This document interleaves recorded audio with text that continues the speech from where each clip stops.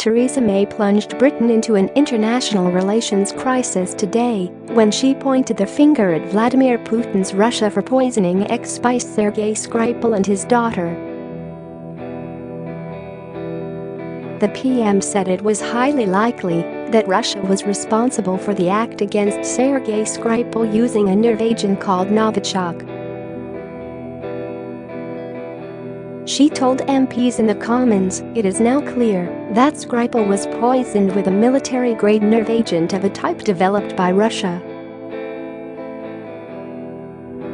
Part of a group of agents known as novichok.The government has concluded that it is highly likely that Russia was responsible." And she vowed, "We will not tolerate such a brazen attempt to murder civilians on our soil." Russia's ambassador in London has been summoned to the Foreign Office to explain whether the Salisbury attack was a direct action by the Russian state or the result of the Russian government losing control of its stock of nerve agents. Former secret agent Skripal and his daughter Yulia remain critically ill in hospital, but Nick Bailey, a police officer who was first on the scene, is sitting up and engaging. The PM was delivered a key intelligence assessment of who was behind the nerve agent poisoning today.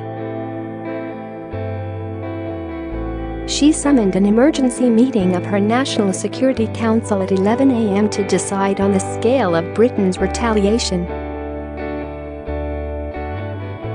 MI5 and MI6 chiefs will cite the very rare substance used on ex-spy Sergei Skripal and daughter Yulia as key evidence of the Kremlin's involvement. It is believed to have been developed in the SVR Russian Foreign Spy Service's notorious Yasenevo laboratory. A full-spectrum package of expulsions and economic sanctions has been drawn up to punish Russia along with a plea for international support for them. Foreign Secretary Boris Johnson and Defense Secretary Gavin Williamson are pushing for the toughest response possible.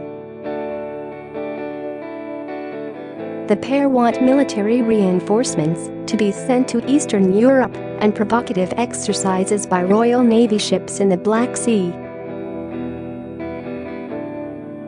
Some experts have claimed ruthless Russia boss Vladimir Putin ordered the assassination attempt to boost his strongman image just 11 days before the country's presidential election on March 18. And a friend of Litvinenko's, Alexander Goldfarb, predicted that the incident could have been a bid to boost turnout in upcoming Russian elections as it could lift his image of a tough, nationalistic leader. He said last week, "Putin is worried few people will come. They are apathetic. This will be used, regardless of whether Putin did it or not, as a way to show his anti-West rhetoric." But it is also suspected that the Russian ruler could have sanctioned the brazen nerve agent attack simply to goad Britain into a reaction that he can strike back against and look like a strong man standing up to the West voters. Former British ambassador to Russia Sir Tony Brenton said yesterday, "The more Putin can point to Western hostility and aggression, the more he rallies the Russian people around him." Today, Amber Rudd used an interview in the Evening Standard to blast childish Russia for the suspected attack.